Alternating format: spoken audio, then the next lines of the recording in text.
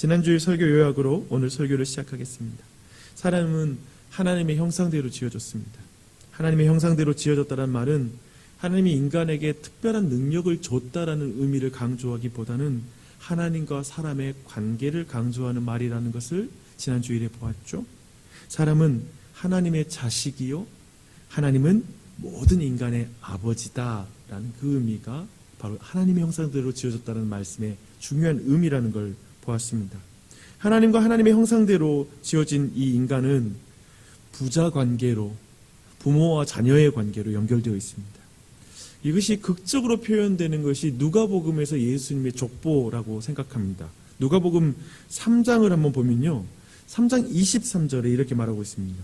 예수께서 가르침을 시작하실 때 30세쯤 되시니라. 사람들이 아는 대로 요셉의 아들이니 요셉의 위는 헬리오 하면서 이제 족보를 위로 하나씩 올라가는 형태로 족보를 취하고 있습니다. 그리고 마지막에는 그 위는 에노스요, 그 위는 셋이요, 그 위는 아담이요, 그 위는 하나님이시니라 라고 이렇게 말씀을 기록하고 있습니다.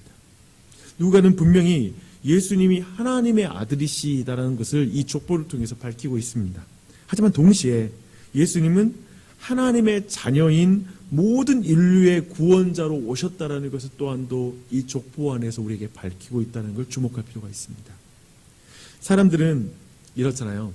사회적 계급, 경제적 계급, 그리고 피부색, 그리고 문화와 언어, 또 같은 문화 안에서도 어느 지역이냐, 또 어떤 배경을 가졌느냐라고 말하면서 서로가 상관이 없다라고 생각해요. 서로를 단절해서 보는 것이죠. 지금 개인주의 문화에서는 완전히 개인에게 완전히 집중되어 있죠. 그렇게 여기지만 하나님은 우리 모두가 예수님을 통해 다시 자녀의 신분을 회복해야 할 대상으로 보고 있는 줄 믿습니다. 하나님의 자녀이니까요. 그래서 누가는 예수님이 모든 사람을 평등하고 존귀한 존재로 여기시다는 걸 굉장히 강조해요. 사실 이 누가복음은 이방인들을 위해서 기록된 그런 복음서이기도 하거든요. 그래서 예수님은 부자와 강한 자, 그리고 배운 자를 깎아내려서 평등하게 만드는 게 아니에요. 도리어 부자와 강한 자에 의해서 무시당하는 자들을 찾아가서 일으켜 세움으로 모든 사람이 평등하다는 걸 말하는 거예요. 그래서 우리는 그런 말씀 있잖아요. 성경 구약 성경에서 하나님이 그 고아와 과부의 하나님이다라는 표현을 들었을 때 우리는 왠지 그러면 하나님이 부자의 하나님 아니란 말인가? 이런 느낌인데 부자를 깎아내린 것 같은 인상이 있는데 그게 아니라 부자와 그 강한 자에 의해서 깎아내려져 버린, 그래서 그런 자들을 일으켜 세움으로 난 모두를 평등하게 보는 하나님이다라는 걸 성경은 강조해서 우리에게 알려주고 있는 것입니다. 그 부분을 주목하고 우리가 누가복음을 볼 필요가 있어요. 그래서 누가복음 9장으로 한번 돌아가 보면 1절과 2절 한번 읽어볼게요. 제가 사실은 쭉 전체 내용을 한번 제가 훑어볼 건데 여러분은 성경 보면서 말씀드리면 돼요. 예수께서 12제자를 불러 모으사 모든 귀신을 제어하는 병을 고치는 능력과 권위를 주시고 하나님의 나라를 전파하며 앓는 자를 고치게 하려고 내보내시며, 지금 예수님께서는 갈릴리 촌뜨기들을 제자로 부르십니다. 또 그들에게 하나님 나라, 곧 왕이신 예수님이 통치하는 나라를 전파하는 대사로 지금 보냈다라는 걸 우리가 확인할 수가 있어요. 그래서 그들에게 귀신을 제어하는 능력과 병을 고치는 그 능력과 권위를 주셨다라고 지금 말씀하고 있습니다. 3절을 보십시오. 그런데 돈가방은 안 주셨다라고 말하고 있어요. 이게 굉장히 우리 안에 답답할 노릇입니다. 돈가방은 안 줬다. 세상에서 확실하게 통하는 경제력은 주지 않으신 것입니다. 경제적으로는 도리어 사역 대상에게 의존하는 무기력한 그 상태에 두시고 그들을 통해서 각 마을을 찾아가시고 복음을 전하고 병을 고치는 방식으로 하나님 나라가 확장되게 하셨다는 것입니다. 예수님은 약한 인생을 제자로 불러 또 다른 약자를 세우심을 보여주는 것입니다. 더군다나 경제적으로 무기력하게 만들어버리죠. 도리어 사역 대상에게 의존하게 만들어서 그분의 일을 이루어가는 것이죠. 하나님 나라는 대기업의 회장과 같은 그분들을 불러서가 아니라, 그런 영웅이 아니라 경제적 약자를 통해서 이루어지게 하심으로 세상의 강자와 약자를 뒤집어버리는 하나님이라는 걸 방금 읽었던 제자를 부르시는 장면과 그 일하는 방식에서 우리가 확인할 수 있었습니다. 7절부터 9절을 눈으로 보십시오. 이런 방식에 세례 요한을 죽인 그 악독한 분봉한 그 왕 헤롯 왕이 두려움을 느낍니다. 세상에서 가질 수 있는 모든 권력과 부 그리고 로마 황제라는 정치적 뒷배까지 딱 갖추고 있는 사람이에요. 이 사람은 헤롯 왕이라는 사람이. 근데 그는 과거에 광야에서 외치는 소리, 가죽띠를 가지고 메뚜기와 석청을 먹이는 아주 무기력한 존재죠. 아무것도 아닌 것 같은 세례 요한을 과거에 두려워했던 그런 사람이기도 했습니다. 더구나 그는 세례 요한을 죽인 죄책감 가운데 그 두려움 가운데 그가 살았다라는 걸 오늘 본문 안에서 확인할 수 있어요. 그래서 지금 제자들의 몰골과 그 사역 방식은, 즉 하나님 나라의 그 일하는 그 방식은, 제자들의 그 방식은 세례 요한하고 정확하게 겹쳐 보이는 거예요. 그래서 갑자기 그 제자들의 사역을 보자 그 권능이 있고 강한 자가 정말 두려움을 느끼면서 그 세례 요한의 망령이 다시 살아난 것 같은 그런 느낌을 갖게 된 것이죠. 그래서 두려워서 벌벌 떨게 되었다. 주목할 건 이것입니다. 지극히 작은 자들을 통해 지극히 강한 자가 지금 벌벌 떨고 있습니다. 그 기록을 보여주고 있죠. 그리고 나서 이제 10절부터 오병이어의 사건이 나옵니다. 11절을 보겠습니다. 무리가 알고 따라왔거늘 예수께서 그들을 영접하사 하나님 나라의 일을 이야기하시며 병 골칠 자들을 고치셨더라 라고 말씀하고 있습니다. 예수님은 지금 남자만 5,000명에 달하는 무리들에게 하나님 나라의 일을 이야기하고 계십니다. 그리고 제자들에게 그들에게 이제 먹을 것을 주라고 말씀하세요. 근데 여기서부터 이제 관전 포인트는 뭐냐면 제자들과 예수님입니다. 제자들은 오병이어 밖에 없을 뿐만 아니라 그들을 먹일 경제력이 자신들에게 없다라는 걸 예수님께 분명하게 말씀드립니다. 예수님은 그때 하나님께 기도하고 하늘로부터 온 그 양식으로 아마도 2만 명 가까이 되었을 사람들에게 그것을 나누어 줍니다. 광야에서 과거에 출애굽 시대 때 만나로 200만 명에 달하는 사람들을 먹였던 역사가 지금 그들의 눈앞에 재현되고 있습니다. 하나님 나라는 이 모든 일들, 지금 오병이어 역사에서 이제 주는 교훈과 가르침은 뭐냐면 하나님의 나라, 하나님의 일이 어떻게 이루어지냐면 나로부터 나오는 양식으로 이루어지는 것이 아니라, 나로부터 나오는 경제력으로 이루어지는 것이 아니라 하나님께로부터 오는 양식으로 이루어지고 먹여진다라는 걸 보여주는 사건입니다. 제자들은 돈으로 하나님의 나라를 이루어내는 것이 아니라 하나님께 기도하여 하나님의 나라가 이루어지는구나, 하나님의 공급이 일어나는구나 라는 것을 경험하게 되는 것이죠. 그리고 제자들에게 필요한 건 다른 게 아니죠. 갑자기 세워놓고 떡을 떼면서 야 이거 나눠줘, 그러니까 그걸 순종해서 나눠줘야 되잖아요. 그 일을 통해서 사람이 떡으로만 사는 것이 아니요 하나님의 입에서 나오는 말씀으로 사는구나, 이 사실을 배우는 사건이 되는 것이죠. 순종하여 행하니 그대로 이루어지는구나 라는 걸 경험하게 되는 것입니다. 지금 이 모든 걸 통해서 지금 강조하는 강조점들을 계속 주목하시면서 이 약자를 통하여 강한 자들을 부끄럽게 하시는 이 하나님의 방식을 주목하며 계속 볼게요. 그러나 다른 복음서를 보면 오병이어의 기적에 대해서 무리들의 반응을 보여주는 그런 성경이 있습니다. 복음서가 있어요. 근데 그때 여러분 기억하실지 모르겠어요. 예수님을 사람들이 슈퍼맨이라고 생각해요. 메시아라고 생각하죠. 근데 이제 이분을 왕으로 삼아서 이스라엘 나라를 삼자라는 그 움직임이 바로 일어나죠.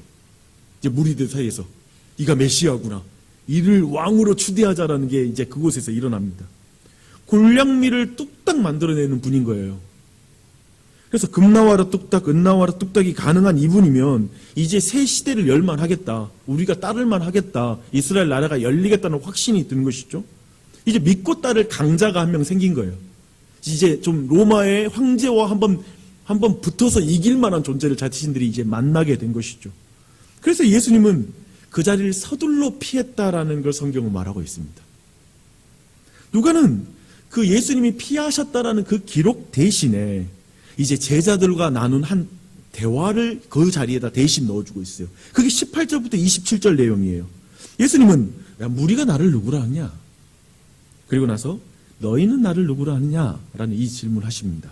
베드로가 하나님의 그리스도이십니다. 라고 이렇게 대답을 하죠. 사실 무리들과 크게 다르지 않은 기대를 했던 베드로와 제자들에게 이제 예수님 말씀하십니다. 이제 자신이 고난을 받고 유대의 지도자들에게 죽임을 당하게 될 미래를 말씀하십니다. 보십시오. 이스라엘 군대에게 군량미를 뚝딱 만들어주기를 기대하는 이들에게 자신의 살과 피를 양식으로 내어줄 것을 예수님 말씀하세요. 제가 이런 표현을 써서 좀 더 여러분에게 좀 이해가 됐으면 좋겠는데, 지금 예수님이 군량미를 만들어주기로 하는데 예수님은 자신의 살과 피를 내어주겠다고 말씀하신 거예요. 당혹스럽죠. 그러니까 쉽게 말하면 자기가 무기력하게 되겠다. 이 세상 지도자들 앞에 난 무기력한 존재로서 끌려다니고 매맞고 죽는 존재가 되겠다. 나는 그 방식으로 일할 것이다. 내 나라를 이룰 것이다. 라는 걸 지금 또 말하고 있는 거예요. 27절을 보십시오. 근데 이 무력한 약자가 되는 방법으로 하나님 나라를 볼 자가 있을 것이다. 하나님 나라가 그렇게 이루어진다. 라는 걸 말하고 있는 것입니다. 또다시 하나님 나라는 강자와 약자가 뒤집혀버리는 나라라는 걸 또 드러내고 있어요. 그리고 나서 이제 28절부터 내용이 뭐냐면 우리가 잘 알고 있는 그 유명한 변화산 사건이 이제 그 말씀에 기록되고 있습니다. 예수님이 베드로와 야고보와 요한을 데리고 산에 올라가세요. 그리고 그들 앞에서 영광스러운 모습을 드러내십니다. 이 영광스러운 모습은 지금 사실은 원래 예수님이 가지신 그 영광스러운 모습을 아주 축소시켜서 보여주는 정도였겠죠. 예수님과 함께 모세와 엘리야가 그곳에 나타나서 대화를 나눕니다. 대화가 의미심장해요. 그 대화가 뭐냐면 영광 중에 나타나서 장차 예수께서 예루살렘에서 별세하실 것을 말씀하실세라고 말씀하고 있습니다. 영광 중에 별세를 말하는 건 세상의 논리에는 맞지 않습니다. 영광에 왜 죽음이 끼어드는가? 전혀 어울리지 않죠. 십자가의 죽음으로 영광이 드러나는 것이 그러나 하나님의 뜻이라는 걸 명백하게 지금 드러내고 있습니다. 32절을 보면 이때 제자들이 잠에서 깨서 이제부터 볼 건 또 제자들이에요. 제자들이 정신없는 소리를 이제 내뱉기 시작합니다. 베드로가 거기에서 집을 짓고 살자는 말을 해요. 근데 그 말씀 뒤에 보면 자기가 하는 말을 자기도 알지 못하더라. 재미있는 말입니다. 그러니까 우리도 어쩌면은 우리가 하는 말이 뭔 말인지도 모르고 기도도 하고 뭔 말인지도 모르고 막 살아가는 경우가 많은 거예요. 그렇죠? 별서를 통해서 영광을 드러내지 않고 영광 안에만 머물고 싶다는 말이기도 하죠. 영광은 영광이죠. 이 영광스러운 모습 쭉 가시면 된다고. 그냥 쭉 가시라고. 이대로 가서 이 세상의 영광을 드러내자고. 그 말을 하고 있는 것이죠. 반복해서 지금 보십시오. 죽음을 통과해 영광이 드러나는 하나님의 나라가 아니라 지금 그 모습 그대로 영광스러운 모습으로 쭉 나가자는 베드로와 제자들의 생각이 지금 충돌하고 있는 말씀입니다. 이제 그리고 나서 37절과 43절에서 이제 귀신 들린 아이를 낫게 하는 그 이야기가 이제 나옵니다. 이제 산에서 예수님이 내려오시자 예수님 앞에 제자들이 고치지 못한 귀신 들린 자가 서요. 주목할 것은 41절에서 예수님의 책망의 그 내용입니다. 한번 보십시오. 믿음이 없고 패역한 세대여 내가 얼마나 너희와 함께 있으며 너희를 참으리요 라고 이렇게 말하고 있습니다. 다른 복음서와 연결해 보면 제자들이 이 귀신을 내쫓지 못한 이유와 이 책망과 연결이 돼요. 제자들은 이 문제를 놓고 하나님께 기도하는 믿음이 없었던 것으로 보입니다. 다른 복음서에 보니까 너희에게 기도하는 믿음이 없다라는 걸 책망하거든요. 그러니까 기도하지 않은 거예요. 하나님을 의지하지 않은 거예요. 제자들은 그래서 제자가 아니라 랍비이신 예수님을 기다리고 있었던 거예요. 사람들이. 이제 좀 크고 강한 분이 오면 이제 이 문제 해결되겠지. 이 강한 놈은 제자들 선에서는 해결 안 돼. 이제 좀 예수님 오셔야 돼. 해결될 놈이야. 라고 생각하고 기다린 것이죠. 앞의 내용을 보면 예수님은 하나님께 기도하여서 오병이의 기적을 드러냄으로 말미암아 내게 있는 것이 아니라 하나님께 기도함으로 말미암아 하나님 나라가 이루어진다는 걸 제자들에게 가르치셨어요. 이미 그 모든 걸 보여주셨어요. 그렇죠? 근데 제자들도 사람들도 그것을 배우지 못하고 있는 거예요. 지금 예수님은 이제 귀신을 내쫓으십니다. 예수님이 지금 가르치고 싶은 것과 제자들의 무지가 드러나고 있죠. 그 이하로 43절로 44절 나오는데요. 그 내용 제가 읽어볼게요. 사람들이 다 하나님의 위엄에 놀라니라. 그들이 다 그 행하신 모든 일을 놀랍게 여길세. 예수께서 제자들이 이르시되 이 말을 너희 귀에 담아두라. 인자가 장차 사람들의 손에 넘겨지리라. 사람들이 귀신 쫓아내니까 얼마나 놀라겠습니까? 또 이걸 또 강한 자로 또 연결시키는 거예요. 또 야, 귀신 쫓아냈으니까 이분이 이제 또 뒤집으면 되겠다. 이걸 또 세상적으로 강한 자로 또 받아들이는 거예요. 또 그 강함으로 세상을 뒤집어지길 또 원하는 마음이 있으니까 예수님이 또 찬물 끼얹는 거예요. 별세를 통해서 하나님의 영광이 드러나는 그 하나님 나라에 대해서 다시 또 가르치는 거예요. 제가 여러분 지금 그 말 똑같은 말을 지금 반복해서 여러분이 지금 약간 짜증이 올라올 시점이 왔다는 걸 내가 알아요. 지금 똑같은 이야기인데, 그렇죠? 그리고 나서 오늘 본문을 읽어야 돼요. 근데 그리고 나서 제자들이 이 질문하는 거예요. 제자 중에서 누가 크냐 하는 변론이 일어나니. 이 대목에서 우리가 약간 짜증났던 마음으로 이 본문을 볼 때 기가 막히지 않습니까? 지금 기가 막힌 거예요. 지금 그 사이에 지금 누가 크냐는 변론이 일어났습니다. 앞의 내용이 너무 길어서 지겨우셨죠? 그런데 그 대목을 모르면 지금 제자들의 누가 크냐라는 이 변론의 무게를 다 놓쳐버립니다. 이게 지금 어떤 의미인지에 대해서 다 놓쳐버려요. 누가 크냐라는 이 변론은 세상에서 일어나는 변론이 아닙니다. 세상 가면 누가 크냐라는 걸로 싸우잖아요. 야, 정권 한번 잡으려고. 정권 한번 잡으면 진짜 그 상대를 어떻게든 깎아내리고 눌러보려고. 치열하게 정치판 돌아가는 거 보잖아요. 누가 크냐? 세상 다 그렇게 가죠. 근데 그게 세상에서 일어나는 일이 아니라 제자들 사이에 일어나는 일이에요.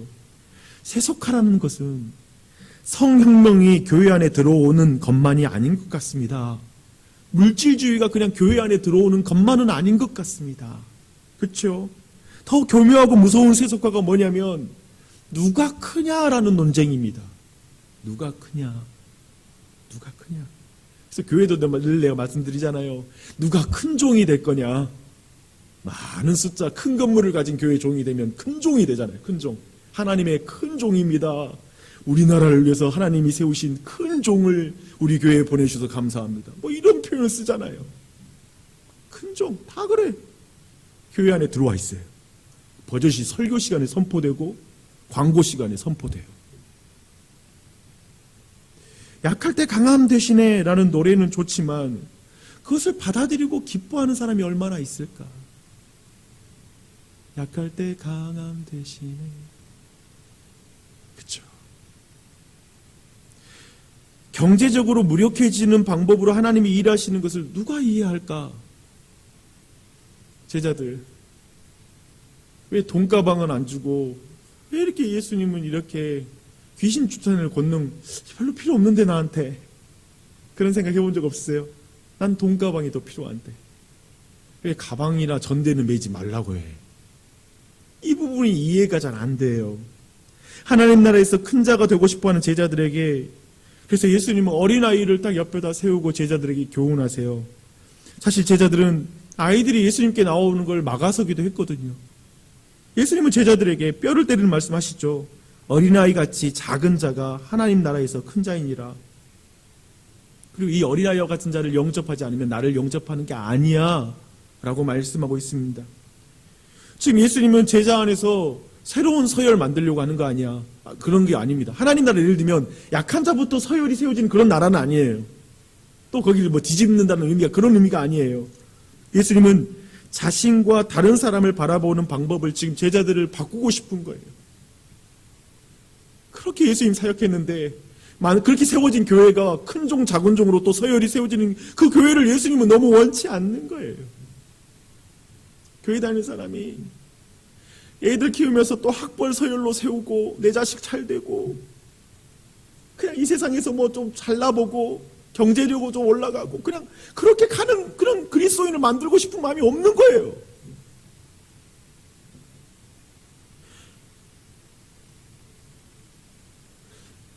그렇게 됐을 때 그냥 다른 사람을 볼 때 늘 서열을 세우게 되거든요.